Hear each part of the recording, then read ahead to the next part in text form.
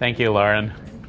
So my name is Harold Davis, and I am a professional photographer and writer and father of 4 kids, as said. In this talk, I'm going to talk about vision and craft in photography, and specifically in my photography. What I would like to ask you to do, I always love to answer questions when I give presentations, but what I'd like you to do, I'm going to have a couple of breaks during the presentation and where I'll ask for questions. So if you think of a question, maybe about a specific image, maybe about a technique, please do hold on to it and save it for the times where I'll be asking for questions. What I'm also going to do, at the end of the presentation, of course, there'll be time for more Q&A, but what I'm also going to do is show some of the prints that I brought from California.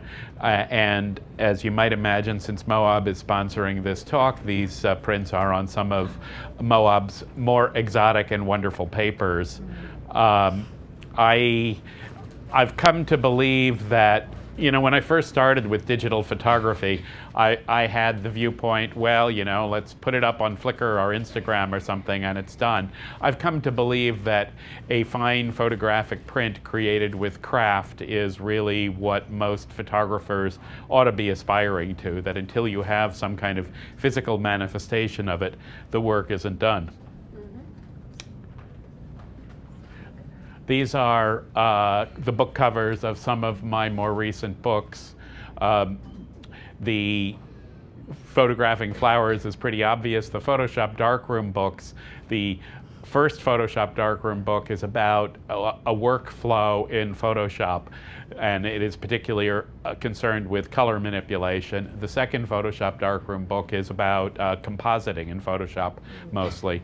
With both of them, I've focused on the parts of Photoshop that haven't changed in many years. So one of the things that you may learn about me as we go on with this presentation is that not only do I have 4 young kids, but I'm also not a latest and greatest gadget kind of guy. What I believe matters is one's eye and vision, not having the most recent software. I shouldn't say this in B&H, or the most recent camera. And this is the cover of my Creating HDR Photos books. And this is not a talk about HDR. I have a hunch that we will be talking about it and that I'll get some questions about it. But my approach to HDR is a little bit different than many people's, because I believe that HDR is not a look. I really don't like gaudy, over-the-top images that people have come to associate with HDR.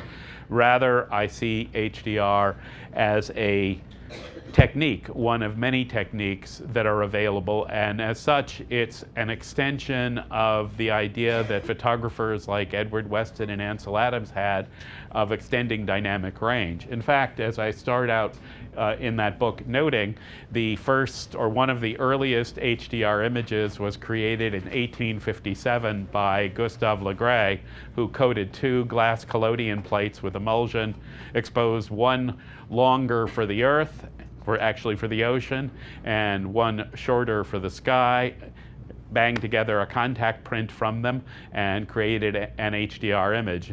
This print, one of them recently sold for close to $1 million. This is some of the ways you can contact me or learn more about my work if you want. That's an email address. I like to respond to emails about photography, so don't be shy. And a blog, a place where you can subscribe, and there is a meetup group called Photography with Harold Davis, which I use to organize a lot of the events and meetups that I do. Those all in California, though? No, they're not all in California. In fact, I'm leading a workshop in Paris, France in April. Oh, yeah. I'm here in New York now. I gave a workshop in Richmond, Virginia last week. So I actually I've been trying to extend the concept of meetup to say, why are we so geographically based with meetups? I mean, this is a society that moves around all over the place. I can be in New York, I can be in California, but you know, obviously the bulk of what I do is closer to home. This is a morning, a sunrise near in the coastal range of California, near where I live. And I try to frame a great deal of what I do with the concepts of Taoism and Zen. So the beginner's mind is the mind of compassion. If you can look at things fresh, if every day you wake up and you see it new for the first time, then you have a chance of beginning to think about creating an image that hasn't been seen before and that is interesting.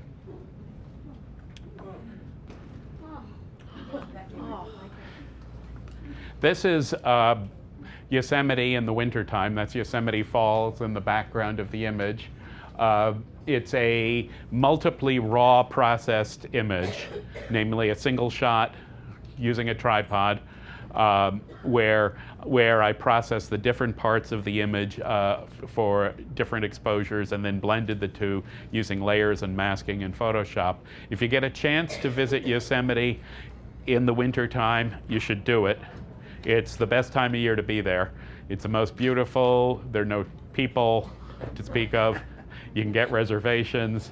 It's not hard to get there in the winter, and a coat of snow on everything makes it so beautiful.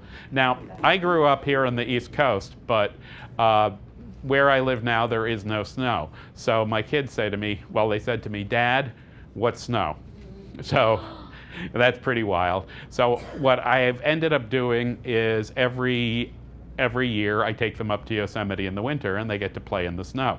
And while I was making this image, my oldest son was off to the left organizing snowballs and snowmen.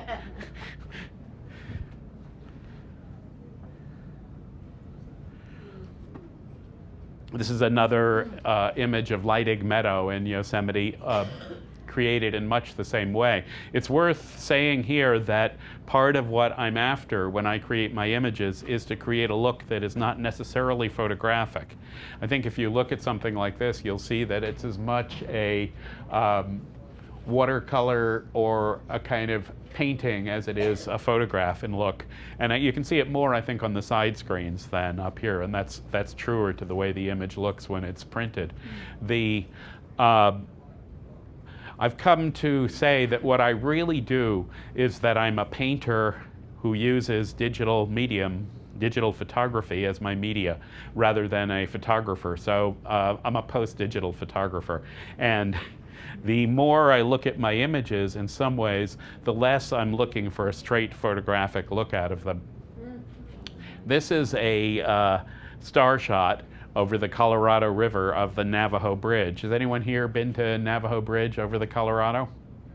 Well, it's a pretty dramatic spot, and it's got an old bridge that's a footbridge alongside of it. So this is from the old bridge. The red lights running across the top of the photo are car and truck trails, and it's about 2 hours worth of exposures. The technique used here is something called stacking. So when you think about HDR, high dynamic range photography, multi-shot HDR uses more than one photo to extend the dynamic range or exposure range or tonality range of a photo, but it turns out you can also extend other dimensions of digital photographs using multi-shot techniques. This one extends the amount of time I could spend on the photo by putting, say, 24-minute exposures together and getting a total of 160 minutes. Roughly speaking, that's about right for this. One other comment here is that if you look at this image, you'll see that it's fairly noisy. Yes. We can talk about the causes of noise, although that's another talk, but leaving that aside, when people look at film photographs and they see film grain at this point, they say, oh, how charming. So noise is not inherently bad. In fact, if you had no noise, you would have no sharpness. The filters that remove noise after the fact do it by blurring an image. That's exactly what they do. Noise is what adds definition. So there's nice noise and not nice noise. I am firmly convinced that 10 or 15 years from now, people will buy circa 2005 digital cameras for the quaint noise signatures that those cameras make. I love it. Can I ask one quick question? What time of the night and how is it? Can you? I'll pause in a little bit for questions, but could you just, if you don't mind, could you just hold it for? For this one picture. Okay, just for this one picture. This was about midnight to about 2 a.m. And I'm a maniac in the sense that I will show up places in the dark and set up a tripod and see what happens. And it's about 24-minute exposures. Starlight, as a rule of thumb, is 4 minutes at ISO 400 and f2.8 or f4. You want me to repeat that? Yes. Starlight, 4 minutes, ISO 400, f2.8 or f4. Be there or be square. Ah. You're welcome. And here's the other problem with Starlight. It's very, very hard to see. How many people in this room have actually seen the Milky Way? Okay, maybe a third. That's actually pretty good. You cannot see it from New York City. In fact, you have to go way, way, way away from light pollution to see it, and there are fewer and fewer places in the world where there's no light pollution. Just in Arizona. Right. In September. Right. So, Forest for Boy Scout camp. so on the topic of star trails, this is a shot in the Bristlecone Pines in the White Mountains on the California-Nevada border. For those of you who don't know about them, well, maybe I should keep them a secret. But anyhow, They're not secret. the Bristlecone Pines are the world's oldest living things. And there are these gnarled mountains at 10,000 and 12,000 feet. I give a workshop there every year. And on the right, you'll see a lightning storm that happened as I was taking this picture. Or sequence of pictures. So this is a blend of about 2.5 hours worth of exposures in the background, blended using a layer mask and a gradient tool with a twilight shot of the foreground, which is what gives the color and lightness in the foreground. So in some sense, this is a Photoshop creation. You would never see by eye something that looks like this, both for the lightness of the foreground and the way the stars seem to be circling in the sky. Of course, by the way, the stars are not circling in the sky. We are circling.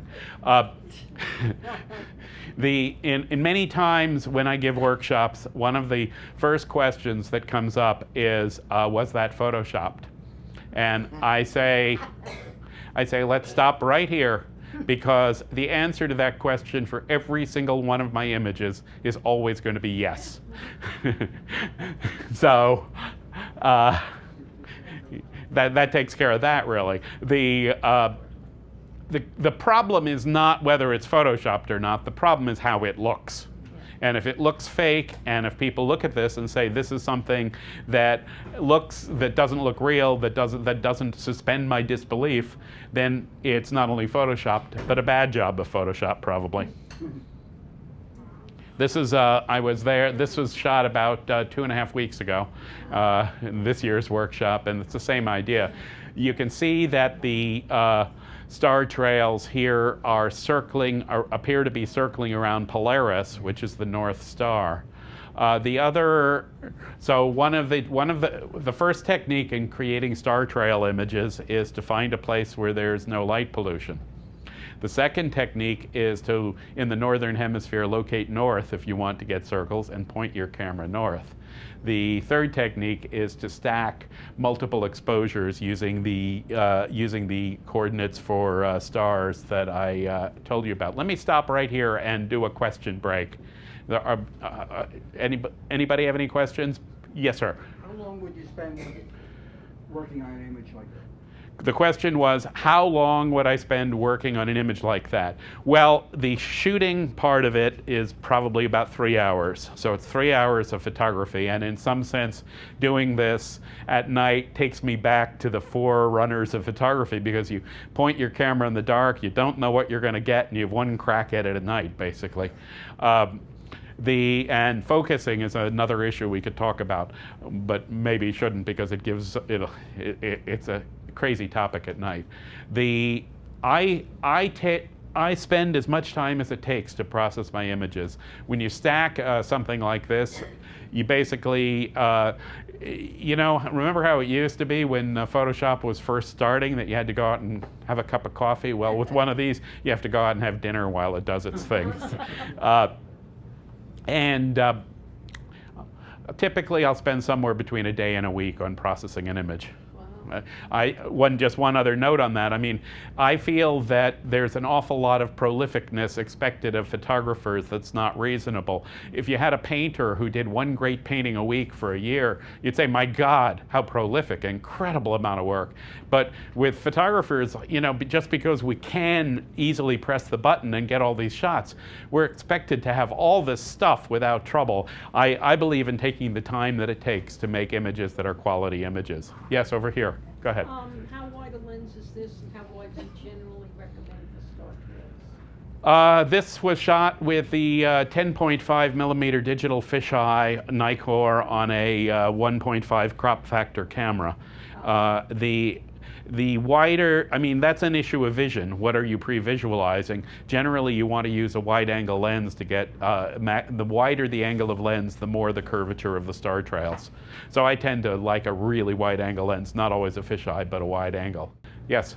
Do you change the focus point on these, foreground, midground, Do I change the focus point on these foreground, midground, and so on? I'm perfectly capable of doing that, in the sense that I wouldn't think there's anything wrong with it, but with an extreme wide angle lens in this situation, everything's at infinity anyhow, so I don't have to. Yes, sir? How do you set up your camera to take like these 20 pictures? Do you sit there and manually take each one, or do you use... Do I manually take each one of these pictures? No, I use an intervalometer. The problem with doing it manually would be that you'd have irregular distances between them. So you have to use a programmable timer called an intervalometer, which is an accessory that costs preposterous amounts of money and is very fragile. Yes? Do you know, when you set yourself up to take these pictures, do you know the dynamics of how the trails are going to be? And because you're doing this in the dark, I'm assuming. I am working in the dark. How do I know what I'm going to get? Well, these are great questions, by the way. I don't know what I'm going to get, but I can hope. I can hope, and I have a fair amount of experience doing it by now, so that's led to increasingly good results. But the truth is, this is a kind of photography where there are an almost infinite number of ways to screw up, and I've probably done all of them. So this is a slot canyon near Page, Arizona, one of the side canyons to one of the Antelope Canyons, and this is a 7-exposure monochromatic HDR blend. So people don't always realize that black and white works very well for HDR as well as color. The thing is that if you're extending tonal range, you can perfectly well do it with grayscale as well as color. However, worth saying that my technique here is first to process to color and then to black and white. I never throw away my color data before I'm happy with a color result. Even though I may see something in black and white and know that I'm shooting black and white, I first get the color image that's right to use all the information that I have.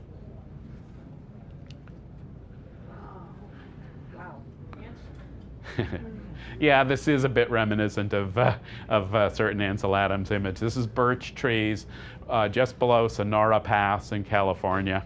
And the thing again here is that there's a tonal range here that it would be extremely difficult to get with single exposure. So what I did was I shot one for the white of the aspens and one for the dark of the forest in there. and actually 2 or 3 for the dark of the forest. And this is back to the Zen logic of things. A camera is an extension of ourselves, an appendage to bring us closer to the universe. When I'm out there photographing and when I get into the real zone of photography and I'm not thinking about how am I going to sell this picture or how is it going to be printed or even what am I going to do with it, what's really happening for me is a kind of meditation where I can look and become one with what I'm seeing. What's that man, Robert, who Is is a Taoist scholar. This is an image that is actually, speaking of Zen, taken at the Green Dragon Zen Monastery grounds near the Marin Headlands in California. On the right, you have a row of eucalyptus trees, which are not native to California, but have become really identified with it. They were brought over from Australia with the idea that these things would grow quickly and could be used for construction. It turns out they're totally useless for construction, but they've taken over. I still like them though. I still think they're very pretty.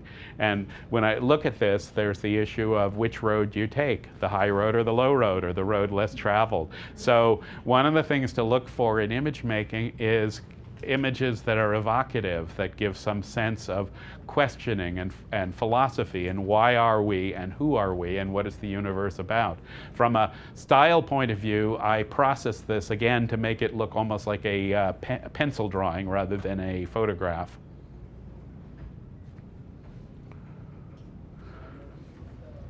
And this is a shot of agaves in a local botanical garden, a seven exposure HDR image that once again I processed to make more like an etching in this case than a pencil drawing, than a photograph.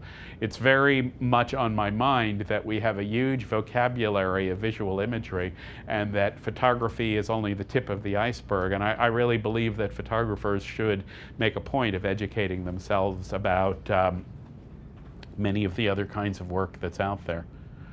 I don't just shoot nature, I like shooting people as well. This guy struck me as sort of a very tough gentleman, because he kind of is, but he's wearing pictures of his 4 kids tattooed on him. This is a... How cool. How cool is that? Yeah. A studio HDR shot, which if you're going to do studio shots with HDR, what you really have to do is put the camera on auto bracketing and burst mode. Otherwise people move too much in between. This is my 3rd son, Matthew, looking through a glass window. One of the great things about doing the presentations that I do is I get to bring out my family photo album and make people look at it. And that's my wife Phyllis and my daughter Katie Rose a couple of years ago at a meeting where we were in a business meeting actually, and I think both of them were getting bored. Gee, what was your first clue? And there's Phyllis and Katie Rose again. So let me stop for questions again if people have any. Yes, sir. All right, so if you're shooting something and you know your goal is black and white, does that influence how you process the color? Good question. If I know it's black and white, does it influence how I process the color? And the answer is yes, it does. Now a really finely delineated answer to that is probably going to be more than we have time for. But one area where it does is that if I know it's going to be black and white, I'm okay, I want higher contrast than I would probably want in a color image because what you look for in a good monochromatic image is high contrast, and high contrast can look garish in a color image, but that garishness is going to go away when a lot of the saturation vanishes. So I'm prepared to go higher contrast than I would go on a normal color image. And I also simply don't have to worry that much about the tonal values in the color. or that's misstated, really. I do care about the tonal values, but I only care about the grayscale aspect of them.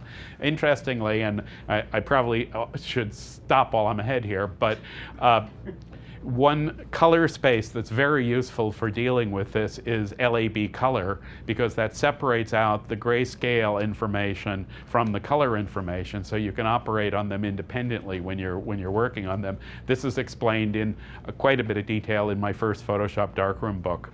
There was another question back there. What book would you recommend for somebody who's getting started with the stacking and understanding the blending? If you're working, what book should someone who's getting started with stacking and blending modes and so on look at? I think that if you're working in Photoshop, the first Photoshop darkroom book would be the best book there. Yes, sir. You said it took 7 shots at that previous picture that you had. Uh-huh. Did you bracket it in steps of 1, 3, and 3, and normal? The question is, it took 7 shots. How did I bracket those shots? So the general principle is that you want the entire dynamic range from light to dark.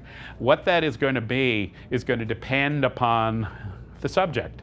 Obviously, some subjects have a greater range, some have a lesser range. You can find out what that is using spot metering. You meter on the lightest spot, you meter on the darkest spot, you want all the values.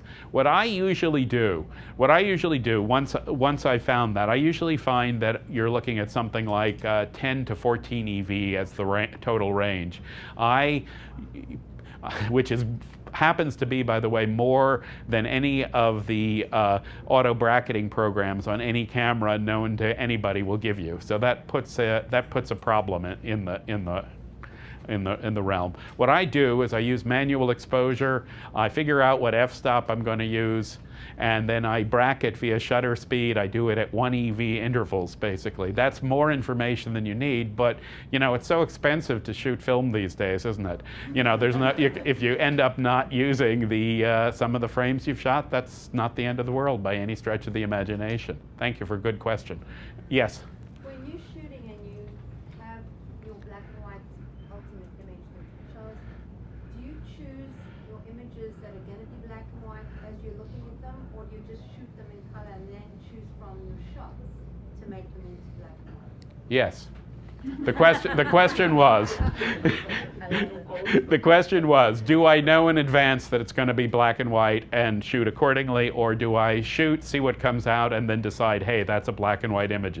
And the answer to that is that it's happened both ways to me. At this point, I've become really better at recognizing what's a monochromatic situation. For example, I was down the other day when it was gray and rainy at the 9/11 memorial shooting. It was very, very clear to me that the only thing I was shooting was monochromatic there for a couple of different reasons.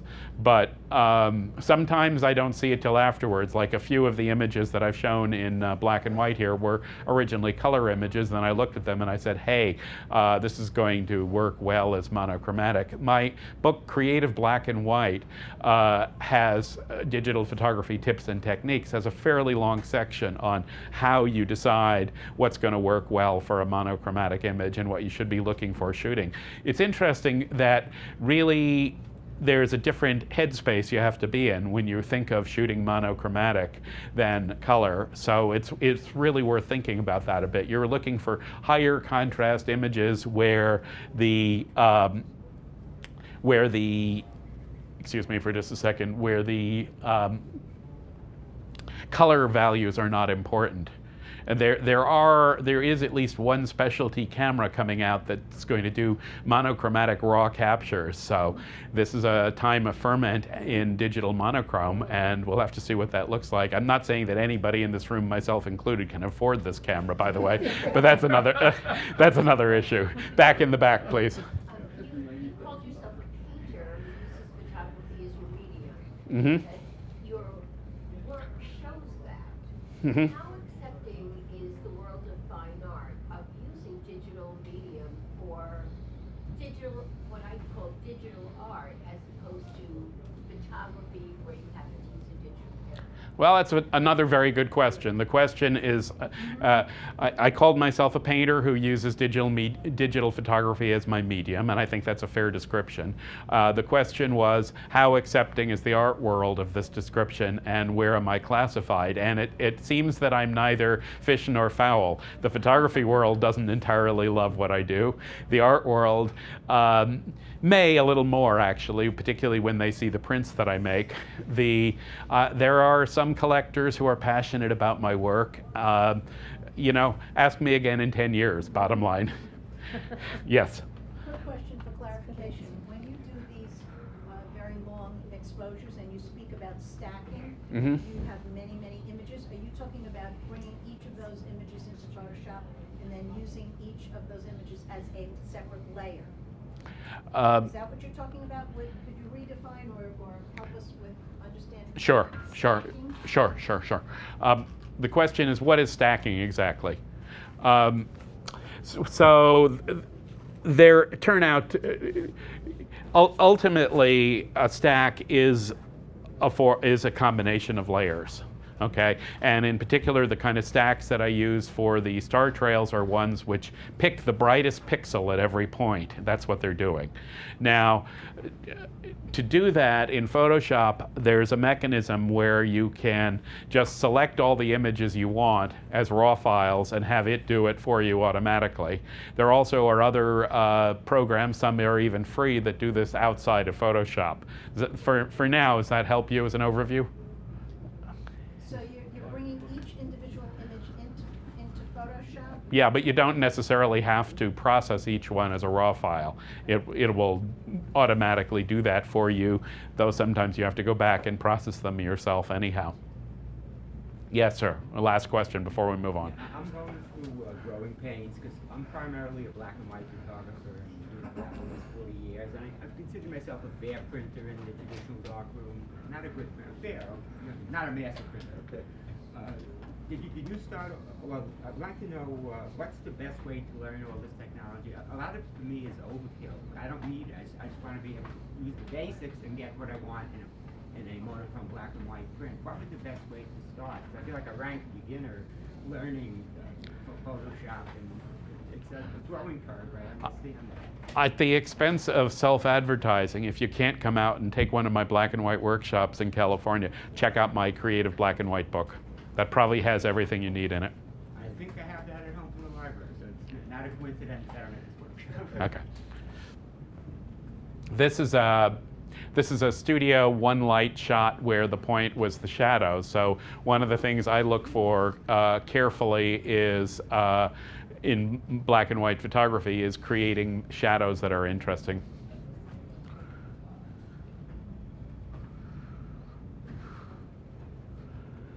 We put 30 spokes together and call it a wheel, but it's a space where nothing is, that the usefulness of the wheel depends. We put together walls and of a house, but it's the doors and windows that matter and the inside of the house. So look for the things that are not said as well as the things that are said. This is an HDR of an old wheel in an abandoned ghost town in Saline Valley, the valley over from Death Valley. And the circumstances of taking this shot were kind of interesting because as I had my tripod up there doing the multi-shots, a nice big fat rattlesnake slithered over the leg of my tripod. Fortunately, not bending it at all.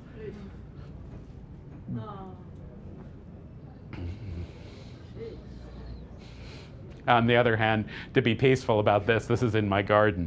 Now, well, you know, there's a rattlesnake story there too, and that is that really the suburbs of Berkeley are pretty rattlesnake free at this point, although they certainly were habitat 90 or 100 years ago. But my kids said, well, what can we do to keep the dogs out of our garden that isn't fenced? Other people's dogs. So we put up a rattlesnake den area sign, and the funny thing about that is apparently the dogs can read.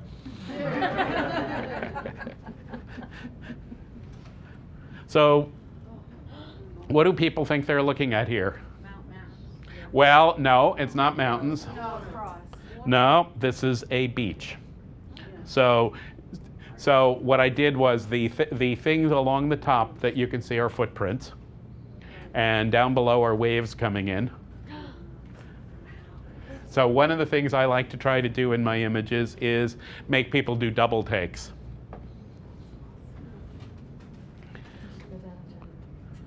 That was a single shot. Single shot, single lucky shot.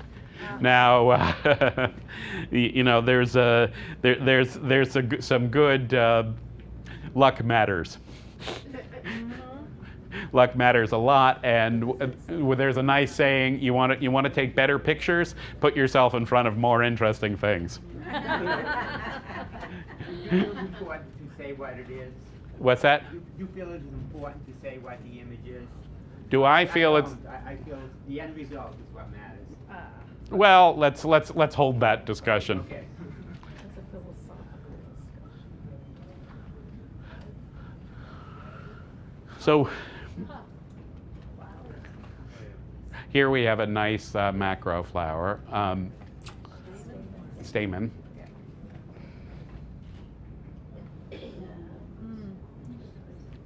This is water drops with the blue from the sky and a bit of reflection up close.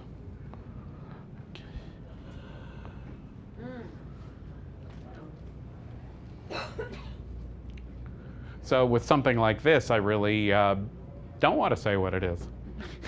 Leave it to one's imagination. But obviously, it's a Photoshop composite. I set up the marble on a piece of paper with a shadow from a single light, photographed it at fairly extreme macro close-upness, and then photoshopped in two different images actually to get the waves and the sky behind. This is obviously a single butterfly that I rotated and superimposed and essentially digitally painted on, and it won a prize from the American Butterfly Association. So we're starting to see some photos here that were shot on a light box. These are HDR images. Multi-shot HDR images, where typically I shoot between 5 and 10 exposures, and they're all high key in the sense that I sort of start at what my light meter tells me is the correct exposure, and I get lighter from there. The technique is to throw away all the dark stuff. I don't care about the dark values. And then when I create the image in Photoshop, what I do is I start with the brightest and lightest layer, almost straight white. This technique is shown pretty clearly both in my HDR book and in Photographing Flowers. So essentially what I end up doing is painting in the flowers, in this case the poppies and the campanula. And to a great extent, I'm a passionate gardener, and I'm fortunate to live in a place where almost anything grows. It doesn't take a whole lot of work to grow things where I am. But the real reason that I grow all these flowers in my garden is that I wouldn't be able to photograph them otherwise, because mostly things like poppies of this sort last for maybe half an hour, and you also simply can't buy them.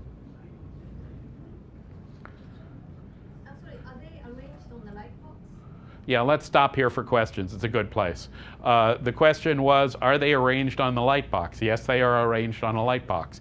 You could also shoot them, and I do sometimes, upright with a backlit light source of some kind that way, but an awful lot of this kind of photography involves the floral arrangement. Yes, go ahead. Do you use any front lighting on it too?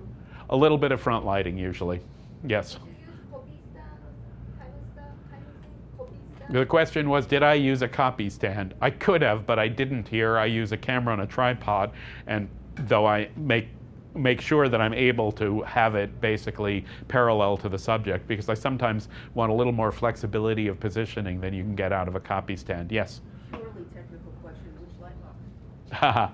Purely technical, which light box? I mean, it looks to the image like a daylight correct box as opposed to a conventional X-ray box.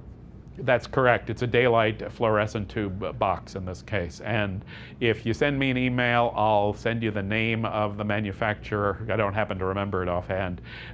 This light box is about 4 feet by 2 feet. It started its life a long time ago as a slide sorting box from Light Impressions in Rochester, New York. It's actually made by somebody out in California who's kind of the, I don't know, the Bentley or Maserati of light box makers. Oh, But, still in business? yep, Hall Productions, H-A-L-L. Okay, you Yeah. answered my question, thank you. Some of your black and white pictures resemble the infrared pictures. Have you experimented with infrared? Have I experimented with infrared? I have experimented with infrared. I have an old DSLR that I had Life Pixel convert to infrared. I've enjoyed shooting with it, but you know, I sort of enjoyed shooting with it as a novelty. You know, like I've enjoyed shooting with a lens baby as a novelty too. And it's fun to do for a while. It's great to have toys because they sort of send you off on different directions. I've also used the infrared preset in Photoshop's black and white adjustment layers, and also within Nik Silver FX Pro. It's pretty easy to simulate that look. Yes, sir. Did you say your second darkroom, Photoshop darkroom book would be best for compositing?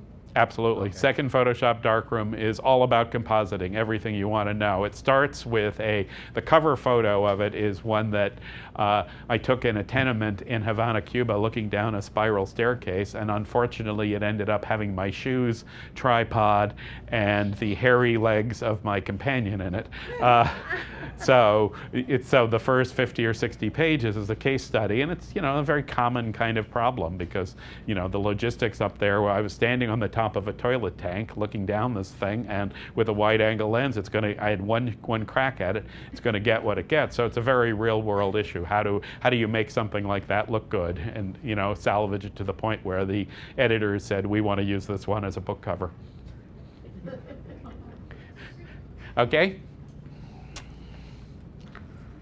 So this is a refraction as opposed to a reflection. A reflection is something that comes back at you. A refraction is something that water or glass or some other translucent or transparent medium changes the curves of light to change the way it looks of the flower behind it. One of the issues in shooting water drops is that they are constantly in motion. They're not only pretty small, but they're constantly in motion. So that creates a technically difficult situation. And when you have them on a spider web, that problem is eased. So in my part of the world, spider webs come out starting about now in the season, and they last for the next month or two. So if it rains and there are spider webs out there, I am out there with my camera. There's another point, and that is that if you shot something like this with a fairly normal angle of view macro lens, a 50 millimeter or something like that, what do you think the image would show? The image would show the macro lens and the camera. So how do you avoid that problem? The way you avoid that problem, and don't tell me I photoshopped it out, even I'm not that good. The way you avoid that problem is to use a telephoto macro lens. That way you can get out of the picture with the lens. Something in the 180 to 200 millimeter range.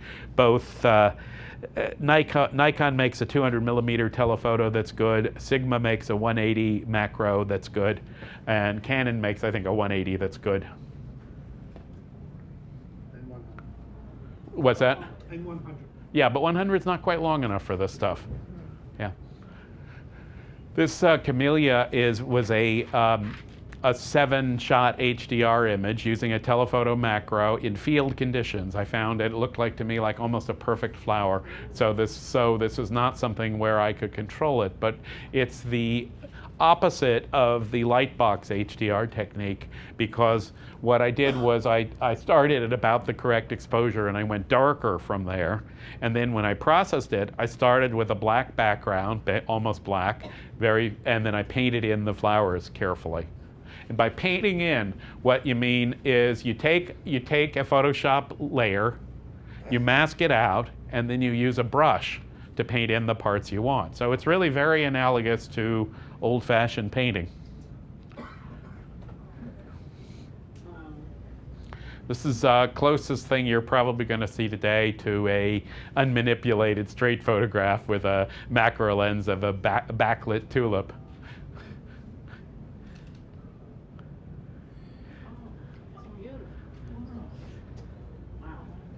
So the flowers in this image are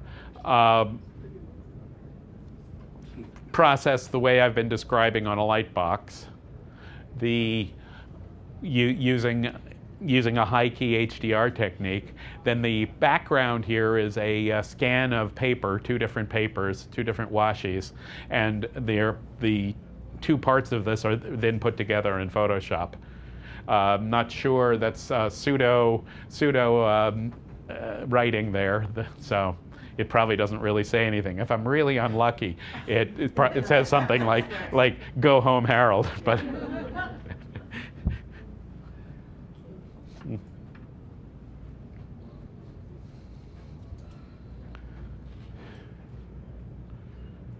The purpose of all Zen teaching, to make you wonder and to answer that wondering with the deepest expression of your own nature. Just like all historical fiction, if anybody here reads historical fiction, is really about our times, not about the historical times. All photography, no matter what the subject matter, is to some extent about the photographer. When I put these images up here, you're seeing part of me, hopefully a good part, but it's who I am to some extent, and the same thing with the photographs you each make.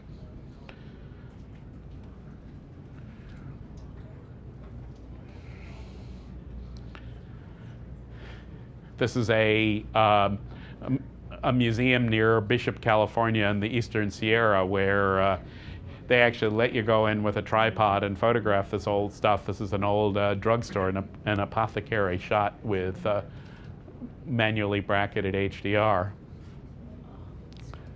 The ghost town of Bodie, also in Eastern California.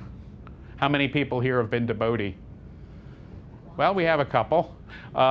Visit California. You should make a trip there. It's worth it for photographers. Great site. What's the spell? I'm sorry, I'm foreigner. Can you spell? Bodie.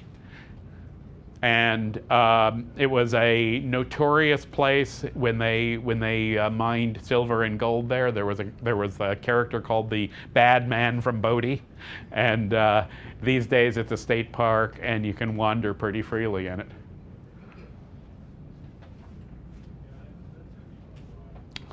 This is the museum at Bodie, and again, a multi-shot HDR image.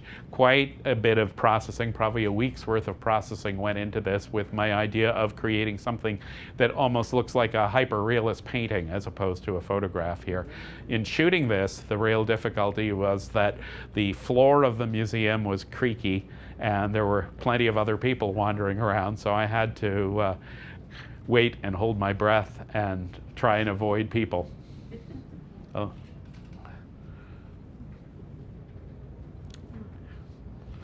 A multi-shot HDR in the Revolutionary Palace in Havana, Cuba, where the regime before Castro lived. This is looking up at the ceiling of Grace Cathedral in downtown San Francisco, and my thought in making this image was the back of the cathedral almost looks like a skeleton. It's really odd that they've left that unfinished like that. I don't get it, but if you didn't do HDR, you would never really see that. It doesn't, you know. So this is playing with Photoshop. It's again, it looks someplace very foreign, but in fact it's a downtown San Francisco tower, and it's texture applied on top is the technique used to make it look like this. And similar technique with a texture layered on top of an image showing Matanzas, Cuba, a place that's known locally as the Venice of Cuba. But I tried to make it look like one. Since it's a kind of Venice, I tried to make it look like a Venetian painting. redwood canopy looking up at it, a multi-shot HDR at night, with each exposure being in the minute range, basically. So maybe 30 seconds, a minute, and a minute and a half, and lit with floodlights from below looking up. This is a macro HDR.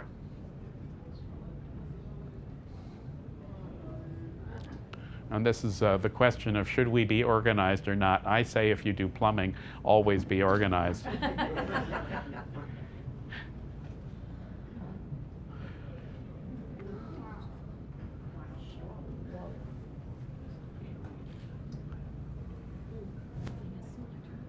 No, it's actually this is a poppy bud, and it's backlit, and I use this in workshops as a demonstration of exposure problems, because the only way you could get an image coming out like this is to way underexpose, so that you've got the sunlight exposed.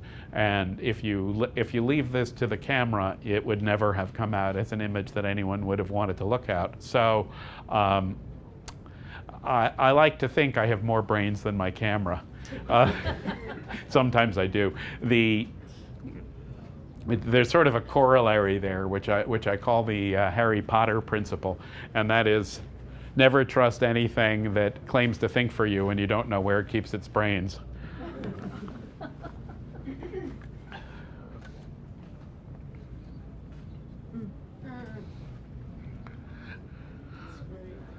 So this is a low-key HDR image shot to the dark side, and part of what I used HDR for here is to add information in the area of the vase, particularly on the table, where there's more detail than you would ever get of any one single shot. This might be a reasonable place to do a question break. Yes, sir? In the Bodie Museum interiors, where you stack multiple photographs for the... Let me just stop you for a second. When you use HDR, that's not really stacking. They're two different processes. Okay. And then you going back and applying filter effects. Do you apply filter effects to the individual layers or to the final? Do I apply filter effects to the individual layers or the final? Yes. I mean, that's one of the things that's both wonderful and mind-bogglingly difficult about all this, is there's so many different options, and they all tend to lead to different things. And it's hard to know which you're going to like better until you do it and try it. Overall, my process is that I tend to use an automated HDR layer as more than one. Processed more than one way, sometimes with more than one software, as part of an ultimate layer stack, where I will then also use things that I've processed from the raw file myself by hand, and then I'll probably combine that as a stack, and then I'll go on and apply filters to that in a variety of ways. But one of the things I might do before I do that is reserve a certain HDR effect and later add pieces of it to it. So it's a complicated workflow, and the only good news is that we're working in a very visual environment, so you get visual feedback on what you do.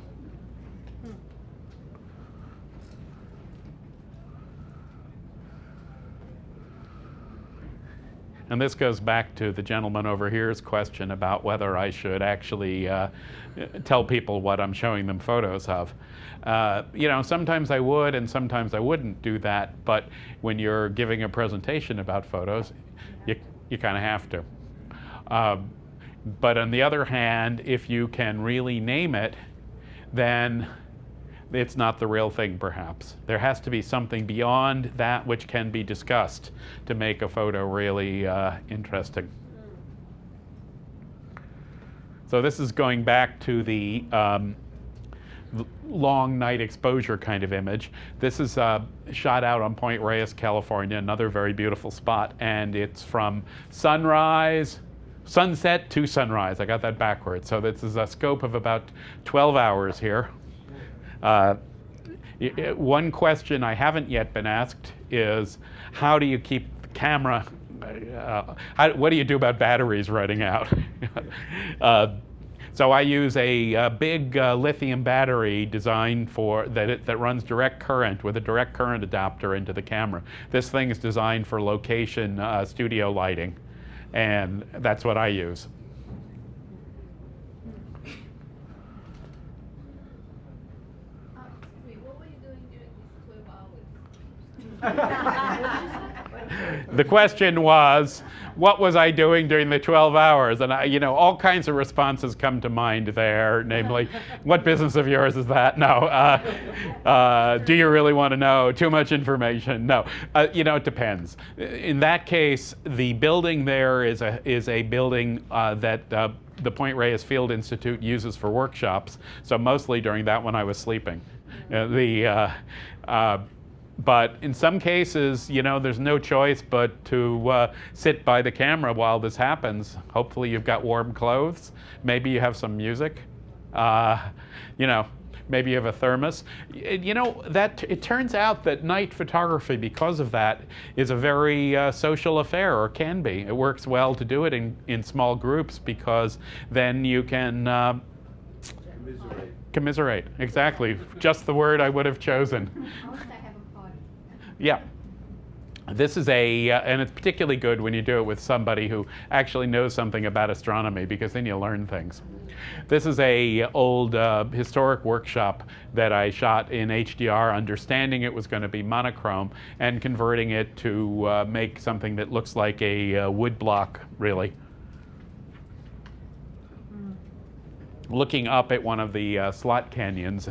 The point of showing this image in an HDR context is that just because you have information doesn't mean you have to use it. And with my bracketing here, I had plenty of information to show all the detail in the rock here and up there, but I thought the image was much more interesting leaving the contrast in place. Sometimes what is not said is as interesting as what is said, and you certainly want to keep the mystery in an image.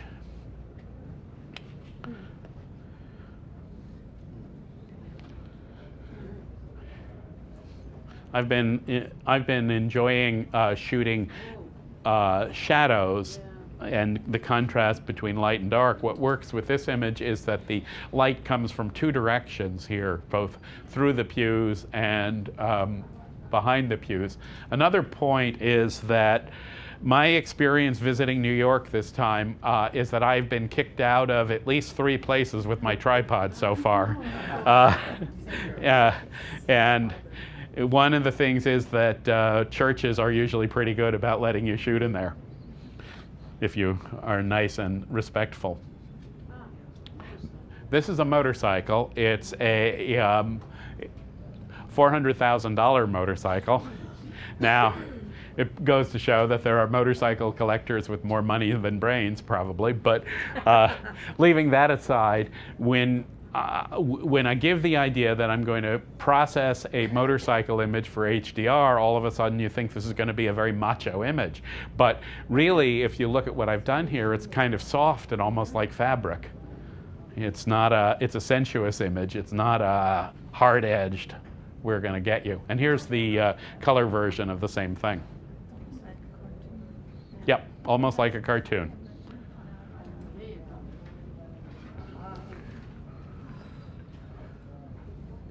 Spirals are good. No, not a nautilus. What was it? Oh, I forget the name of it, but it's not a nautilus. I don't have them here. Like a turp. Does it start with a T? Might. Because I actually have some of them. Yeah, because they're only about that thick. So this star magnolia here shot on a light box again, and it's a panorama as well as a HDR image. So this involves shooting the HDR in pieces and then stitching it together. And of course, arranging it to start with. Makes a nice print on rice paper.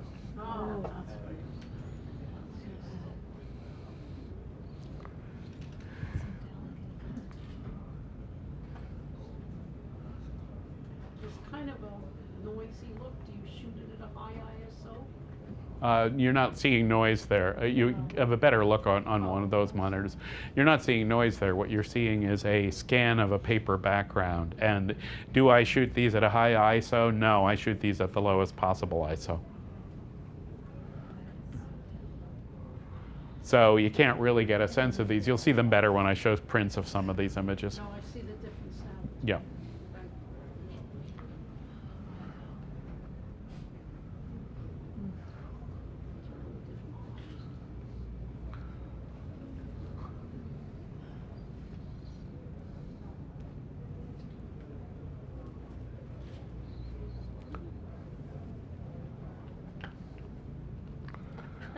Gee, he looks familiar.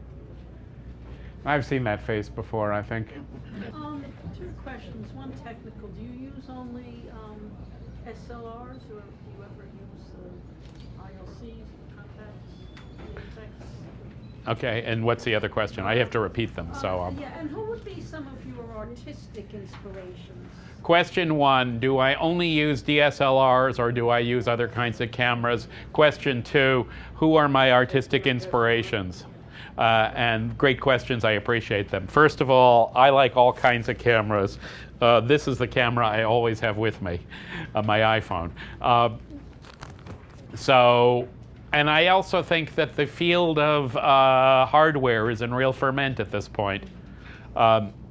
And I don't know where I'm going to come out on it. I mean, I do care about the quality of the raw files that are generated. I'm sick and tired of carrying my DSLR and lenses and 20 pounds of stuff, 25 pounds on my back, and I think there may be better options. I mean, essentially a DSLR is the same camera that started in the 60s, and it really hasn't changed that much except that we've got a sensor instead of film in it, and I do suspect that there probably are better lighter weight designs. Yeah, so I'm you know, when I find the ILC that will do for me everything that I want, I'm gone. Yeah, I would be. I will blog it when that happens. Okay. I will. You know, I do when I'm back in my home blog almost every day. So I blog extensively. There are probably 2,000 articles on my blog at this point on a huge variety of topics. Right. Well, that's also true, but. You know, I think that DSLRs in 5 years from now or 10, DSLRs will be used in studio and probably not much else.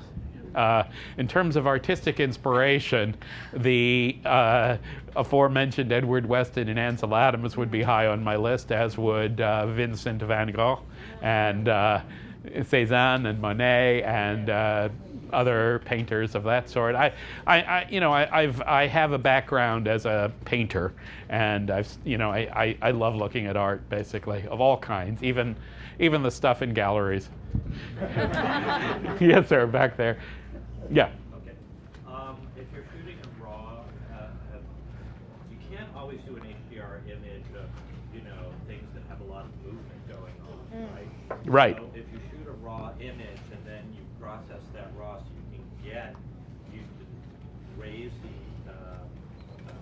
make it brighter, make it darker, make it middle range, can you create something approaching an HDR image?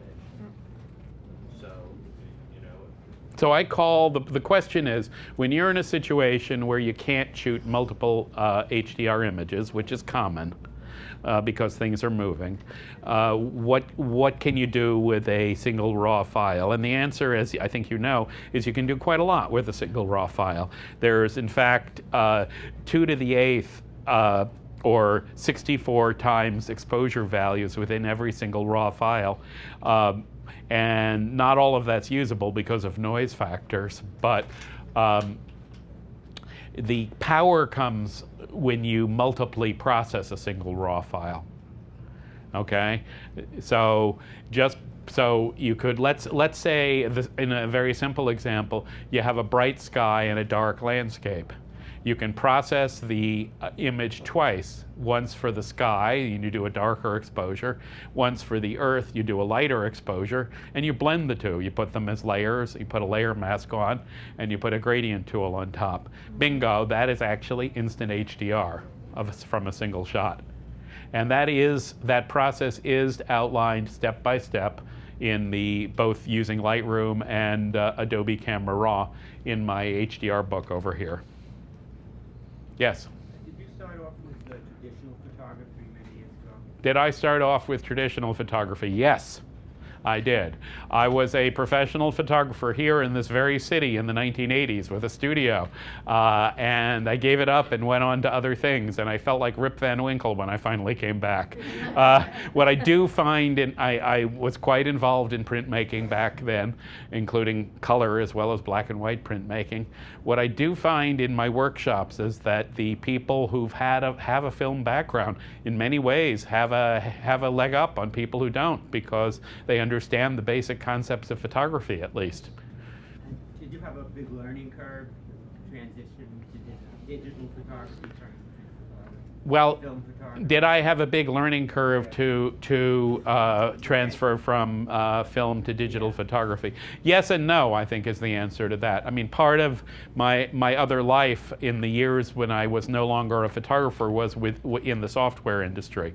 So I'm very good with software. I understand how it works. I'm a technical person as well as an artistic person, and I didn't have much difficulty doing kind of easy stuff with digital. However, I do believe that digital photography is an entirely new medium, that it's a mistake to think it's just a continuation of film photography, that there are many new things, and I feel that I'm still learning it. So yes, I have a long learning curve in that sense. I mean, I learn new things every day. Do you ever work from old negatives or old slides? Have I ever worked from? Converting to digital? Yeah, no, I have not. I have not looked back, but someday I will, I think. For more information, please visit us online, give us a call, or stop by our New York City Superstore. You can also connect with us on the web.